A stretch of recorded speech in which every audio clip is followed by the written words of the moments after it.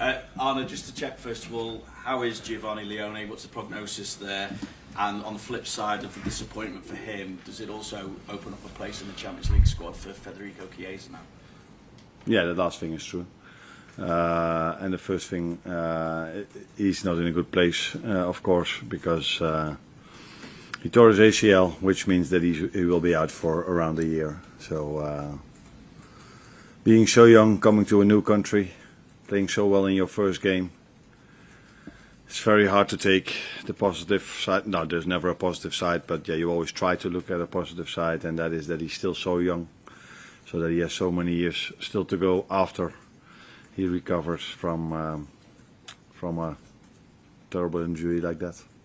How much of a blow is it for you? I know you're talking about the human being there, but also squad-wise, because you face Crystal Palace this weekend, and I suppose with Mark Gay lining up in their side, there might be a sense of what might have been given what happened on transfer deadline day. Yeah, but I don't think 2 or 3 days before, 1 day before we play them to talk about that again. He's a Crystal Palace player, and he's been very important for them as long as he's there. So we have to prepare for Crystal Palace, who are a very good team. I think they haven't lost 17 games in a row now, and he's part of that team. So difficult team to beat, but we are also a difficult team to beat, as we've shown when we played against each other, because we've beaten them once with 1-0 and twice it was a draw. And we have more than enough options to replace, if needed, a player at the centre-back position, because of course we've got Virgil, Joe and Ibu, and other options if needed. Is Alexander Isak ready to start now, obviously thinking with no Hugo Ekitike in particular? Yeah, he's able to make minutes again. I still feel 90 is... depends also on the pace and the intensity of the game, but that might be a bit too much. But not only that, also for the long term, so you can't give a player maybe one, I would call stupid hit, to bring him to 90, and then his body is completely, you brought him too far over the line. So I don't think it's smart to play him 90 yet. But yeah, he's further into his pre-season now, and normally after 2 or 3 weeks in pre-season, players go to 60, 70 minutes, and in some clubs they even bring them to 90, but if you look at our pre-season, we mainly bring them to 60 to 70 minutes then. Just check on Hugo as well, because there's been a report that he'd been disciplined over his sending off the other night. Has he been fined or anything like that? No, if discipline means that I spoke to him, then it's discipline, but I don't think that is disciplined. So discipline means a fine, and that he didn't get. So it wasn't very smart what he did. What he recognized himself immediately, straight away. So he said sorry straight away to his teammates. And he's young. Players of all ages do make mistakes, and that's what he did in this situation as well. But we all make mistakes, and you're allowed at this club to make a mistake without immediately getting fines or these kind of things.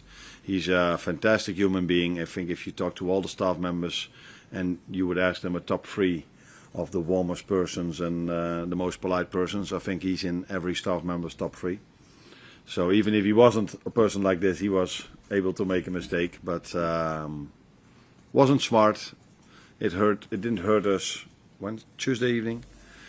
It might hurt us a bit more tomorrow. The positive thing is that Federico Chiesa showed that he is he's showing himself at the moment. So it's also a chance for him now to be on the bench and maybe kept playing minutes with Hugo not being there. Hello again, Arne. Your next point that you pick up will be your 100th Premier League point for Liverpool. If you do it in the next 4 games, you'll be the fastest in club history to have done that in your first whatever matches. So what do you think that maybe you've learnt over the previous 99 points here at the club? What did I learn? I think a lot. This has nothing to do with your question, but one of my frustrations is that I don't know if it's the same in England, by the way, but we as managers, we have to get points to keep having our badge. Is that the way you say it? So to stay a manager in Holland, you need every 3 years you need to do some schooling. Schooling, is that the right word? Education, yeah. To stay manager. I find this ridiculous because I learn every single day. I improve every single day. I don't need to go to a course to learn if you are working. So I don't know if it's the same in England, but every 3 years we need to do this. Otherwise, you cannot stay. Need badges here as Yeah, well, yeah. yeah. But if you've done it, do you need to every time to do educate refreshing refreshing courses? Yeah. Now, for me, every day is a refreshing course. So I'm a bit surprised that we need to do this. So yeah, yes, I've learned a lot, but not only here at Feyenoord and at AZ Alkmaar as well. I cannot come up with one specific thing, maybe what I've learned, but if you have to make every single day 10, 15, 20 choices, not all of them are good. Definitely not. So you learn every single day, and I cannot come up with one specific thing. So Crystal Palace again, and you'll see them again in the Carabao Cup soon also. You're the only two teams that are unbeaten in the Premier League this season. What is the biggest threat that they have against stopping Liverpool continuing that run? Discipline. They have an enormous discipline defensively. 10 outfield players plus a goalkeeper that work so hard to prevent the other team from scoring. And we saw this also in the Charity Shield. Even the moments when we were up, they could still be very disciplined and calm in their own half, in their mid to low block. And we saw this during the week when we played Southampton, who were disciplined against us, how hard it is to play through them. So and apart from that, but that's for every team in the Premier League, they have some individual quality, some individual players who are a big threat offensively. Mateta is one of them. Sar, who wasn't available last week but might be available this week again, was really good against us in the Charity Shield. Two midfielders that know how to play. Yeah, and good centre back, so good wing backs. So a good team, but that is what I would say every Premier League team has. But what maybe stands out for me with them is their discipline in their defensive work. Thank you. Hi Arne, you're looking to keep your perfect start to the Premier League season intact. Has it taken even you by surprise, and what do you put it down to? Surprise is maybe a bit too strong to say, but if you would have asked me that after playing Newcastle away, Arsenal at home, and all these difficult games we had, that we would have the maximum result, I would have probably told you, that is, I would sign for that straight away, which is normal. But if you look at the games, they were all of them, not all of them, most of them were quite close. So we might have been a bit lucky as well to get the maximum points. Although I was just saying about the work rate of Palace, we work incredibly hard as well. And if you work as hard as we do, you give yourself the chance maybe to be a bit lucky, if you would call it luck then. And I don't think we stole a win. It wasn't as if we totally not deserved it, but there were games that a draw would have been maybe more fair. So yeah, looking at the schedule we had, I'm more than pleased that we have the maximum points. And Rio Ngabo with his first contract as well, he's still so young at 17. Do you have to work about keeping expectations down, or are you just happy to let him go for it? Now the good thing is, if you are a youngster playing at Liverpool, there are players where you are playing with who are still better than you are. And that, I think, helps to stay grounded and to know there's still steps to make. If you are playing at maybe a club of a lower level and you are that good as Rio, you maybe belong straight away to the best players of the team. And that can lead to maybe a situation where he's not as grounded as he should be. But here that's not a problem at all. First of all, because who he is. He's a player that constantly wants to improve. But if you train and play with other wingers like Cody Gakpo and Mo Salah and Federico Chiesa and all the others, then I think he feels that there's still a step to make.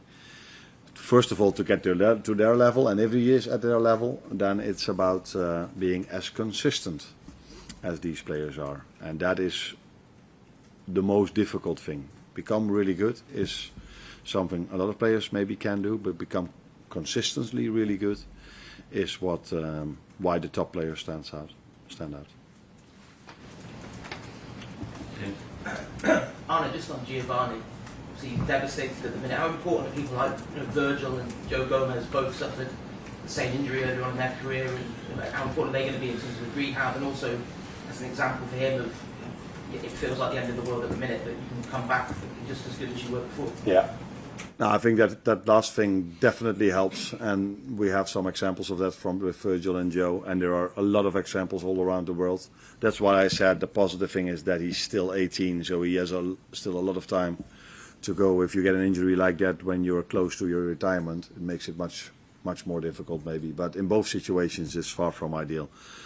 I think the main and most important thing is the surgeons who's going to do the surgery. Then second of all, the ones that do the recovery, the rehab with him.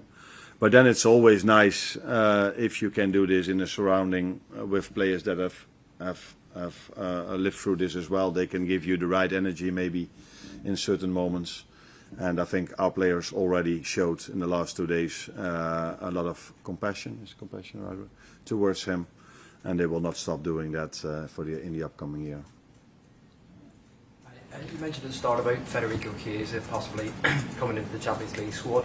Is that something you have looked into and started that process perhaps? Yeah, we've looked into this. I don't know. I cannot tell you exactly where that process is at the moment. Do you know? You're not sure as well. So that is not something I do myself. That are other people doing this. But if I'm informed correctly, if a player has a longer than 2-month injury, you are able to replace him. That's what they've told me, and now we have to see if it's true or not. But other people are looking into that.